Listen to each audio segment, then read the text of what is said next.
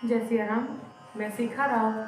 आज हम आप लोगों के सामने सूर ताल को लेकर आए हैं, जिसमें कि सूर ताल एक आवर्तन में दोगुन, तिगुन और चौगुन के बारे में जानेंगे। तो आइए अब हम स्टार्ट करते हैं। उससे पहले हम सूर ताल की मात्रा, विभाग और ताली खाली के बारे में जानेंगे। उसके बाद हम उसके ठेके को देखेंगे। तो आइए स्टार्ट करते हैं। जो सूर ताल है उसमें मात्रा 10 होती है और विभाग जो है उसमें 5 होते हैं। ताली 1, 5, 7 पर होती है और खाली जो है 3 और 9 पर होती है। जो इसका ठेका है वो इस प्रकार से है: धा धा दिन धा टिट धा ते ते करता ग दिगन धा। तो आइए अब हम सूर ताल को हम एक आवर्तन में दोगुन देखते हैं। इसको हम किस प्रकार से बनाएंगे। मात्रा जो है 10 होती है, यहाँ 10 लिखेंगे। उसके बाद हमें दोगुन बनाना है एक आवर्तन में, तो 2 से हम इसको डिवाइड करेंगे। तो ये 2, 5, 10, ये 5 बाद में कट जाएगा, 5 यहाँ आया है। अब हम जो इसका बोल है, अब हम इसका डायरेक्ट ऐसे ही दोगुन बनाएंगे।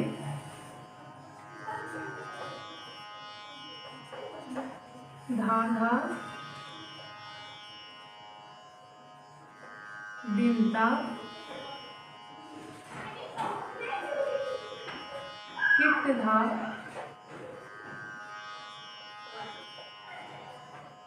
तेते करता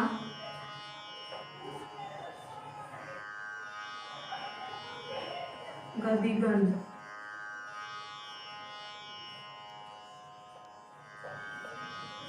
ये जो गदिगन है इनको मैंने लिखा है। अब हम क्या करेंगे, दो दो मात्रा बांधेंगे।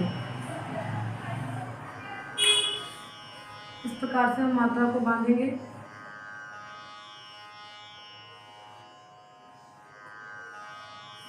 अब हम इसको काउंट करेंगे कि कितनी मात्रा हो रही है।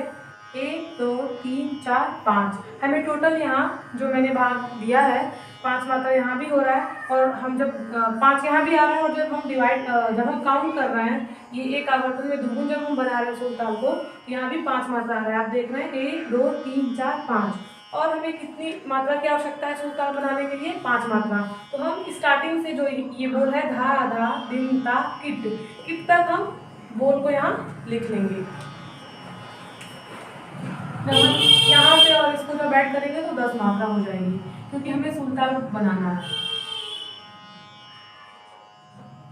धा धा दिन ता किट। यहाँ से और यहाँ तक के जो बोल है मैं उनको ली हूँ 5 मात्रा। 5 मात्रा ये हुआ और 5 मात्रा ये, कुल मिलाकर के 10 हो गया। मैं इसको एक बार फिर से काउंट करूँगी। 1, 2, 3, 4, 5, 6, 7, 8, 9, 10। अब हम इसमें दो दो मात्रा का 5 विभाग बनाएंगे। 1, 2, 1, 2। इस प्रकार से हम दो दो मात्रा लेंगे और 5 विभाग बना लेंगे। अब हम इसमें ताली खाली लगाएंगे। जो आप यहाँ ताली खाली देख रहे हैं उसी के अनुसार ही हम यहाँ रखेंगे। पहली मात्रा पे ताली है और तीसरी मात्रा पर खाली है, 0 लगाएंगे। फिर 5वीं मात्रा पर दूसरी ताली है और 7वीं मात्रा पर तीसरी ताली है। फिर 9वीं मात्रा पर क्या है? खाली है।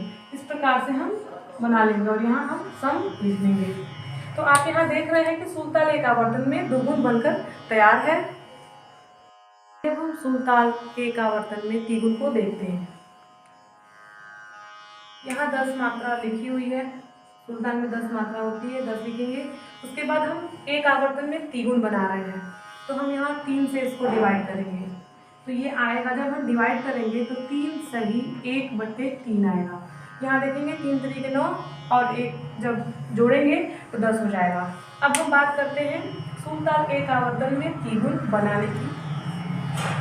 किस प्रकार से बनाएंगे हम? ये जो बोल है, इन बोल को हमें 3 मात्रा कर लेना है। तो आइए हम करते हैं। धा धा दिन ता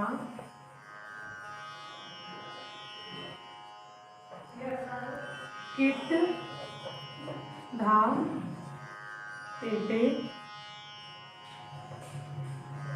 कर्ता, गर्दी, गण। ये मैं सबसे पहले 3 मात्रा की हूँ। जो शुद्ध ताल का जो बोल है इसको मैं 3-3 मात्रा के फॉर्म में मैंने यहाँ लिखा है। अब हम क्या करेंगे, इसको पीछे की साइड से 3-3 मात्रा करके हम बांधेंगे। 1 2 3, इस प्रकार से हम 3-3 मात्रा लेंगे और बांधेंगे। और आप यहाँ देख रहे हैं कि 1 2 3 हमें 3 मात्रा ऑलरेडी मिल चुकी है सही सही, जो भी मैं डिवाइड की हूँ। अब एक जो ये बचा हुआ है इसमें हमें क्या करना है, 3 मात्रा बनाने के लिए, एक मात्रा में 3 मात्रा, तो इसको हम 2 यहाँ अवग्रह लगाएंगे इस प्रकार से और इसको बांधेंगे। तो हम ये भी देख रहे हैं कि 1 2 3 4 ये अवग्रह लगाने के बाद हमें 4 मात्रा मिल चुकी है।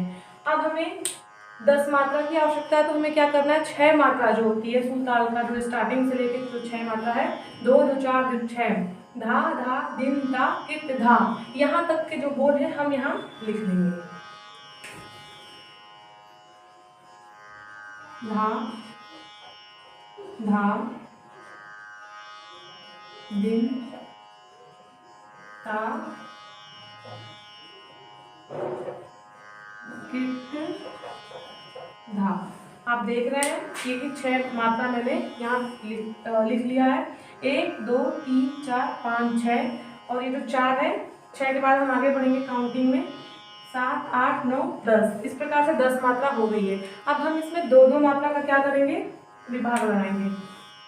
5 विभाग है, इस प्रकार से हम विभाग बनाते चले जाएंगे। अब हम इसमें क्या करेंगे, ताली खाली लगा देंगे।